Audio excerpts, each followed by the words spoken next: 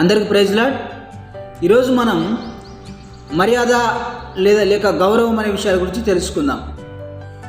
బైబిల్లో 2వ రాజుల గ్రంథం 17వ అధ్యాయంలో ఇశ్రాయేలు దేవుని యొక్క మర్యాద అని వ్రాయబడింది.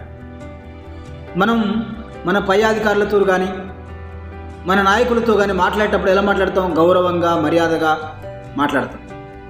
అదే దేవుని దగ్గర మనం మరి ఎందుకు సరిగా గౌరవంగా, మర్యాదగా ఆయనకి ఇవ్వాల్సిన మర్యాద, ఆయనకి ఇవ్వాల్సిన గౌరవాన్ని, ఆయనకి ఇవ్వాల్సిన రెస్పెక్ట్ మనం ఇవ్వలేకపోతున్నాం. కాబట్టి యెహోవా యందు భయభక్తులు కలిగి ఉండాల్సిన మర్యాద మనం కలిగి ఉండాలని దేవుని వాక్యం సెలవిస్తుంది.